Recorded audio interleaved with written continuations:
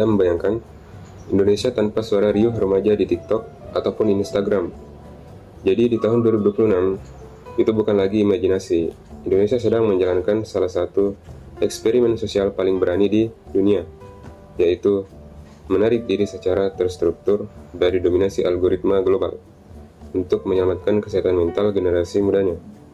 Mulai 28 Maret 2026, pemerintah resmi menetapkan aturan ketat, yaitu tidak ada akun media sosial bagi anak di bawah 16 tahun dan tidak ada jawaban instan dari AI di ruang kelas dasar hingga menengah.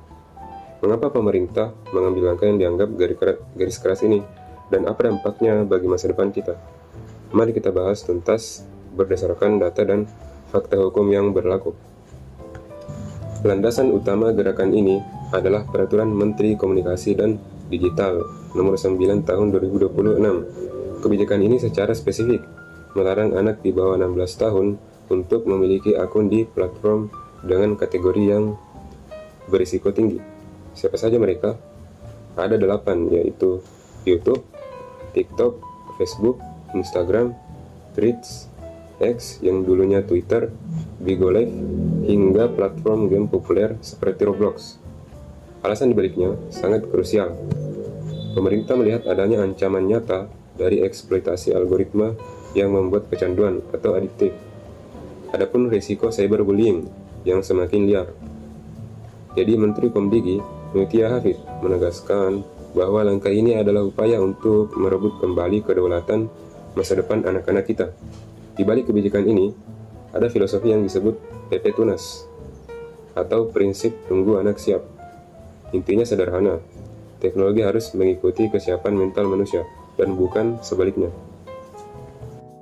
Tapi perlindungan ini tidak berhenti di media sosial.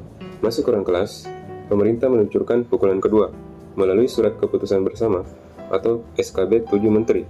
Kementerian yang terlibat meliputi Menko PMK, Kemendagri, Kemenak, Kemendikbudristek, Kemendikbudristek, Komdigi, hingga BKKBN dan Kemen PPPA.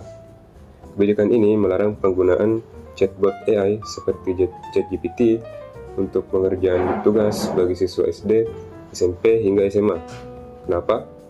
Karena pemerintah ingin menjaga kedaulatan pedagogis. Menko PMK Pratikno menyatakan bahwa penggunaan AI instan di usia dini berisiko mematikan kemampuan berpikir kritis dan karakter anak. Tapi sebagai gantinya, pemerintah justru menggerakkan kembali metode konvensional seperti menulis tangan di sekolah-sekolah untuk memperkuat daya ingat dan koneksi kognitif. Namun, perlu dicatat bahwa aturan ini fleksibel. Semakin tinggi jenjang pendidikan, akses AI akan semakin dibuka, terutama di perguruan tinggi dan perkuliahan, yang didorong menggunakannya secara bertanggung jawab untuk riset dan inovasi. Faktanya, pada awal 2026, World Economic Forum menempatkan pengangguran, terutama di kalangan muda, sebagai risiko nomor 1 bagi stabilitas ekonomi di Indonesia. Data BPS per November 2025 menunjukkan ada 7,35 juta orang menganggur, dan lulusan sarjana menyumbang angka yang cukup tinggi, yaitu sekitar 5,38%. Ada ketimpangan besar antara gelar pendidikan dengan kebutuhan industri digital yang nyata.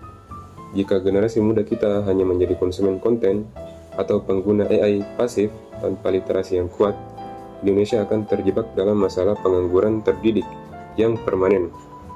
Inilah yang disebut ekonomi perhatian. Jadi perusahaan platform kaya dari setiap klik dan komentar kita. Sementara kualitas SDM kita terancam turun jika hanya terpapar konten yang tidak terverifikasi atau hoaks yang bertebaran di ruang publik. Kebijakan ini adalah bentuk pertahanan diri nasional. Langkah Indonesia di tahun 2026 ini memang sangat menantang. Di satu sisi, ada risiko ketertinggalan teknologi jika implementasinya tidak tepat. Namun di sisi lain, ada harapan besar untuk menciptakan generasi yang lebih tangguh secara mental dan mandiri secara kognitif menuju Indonesia Emas 2045. Ini bukan soal anti teknologi, tapi soal kendali. Apakah kita akan menguasai teknologi atau teknologi yang menguasai kita? Bagaimana menurut Anda? Apakah 16 tahun adalah usia yang tepat untuk bermedia sosial? Atau seharusnya lebih tua lagi? Mari diskusikan di kolom komentar secara bijak. Saya, Muhammad Ilham Akbar. Terima kasih telah menyimak fakta strategis hari ini. Sampai jumpa di video berikutnya.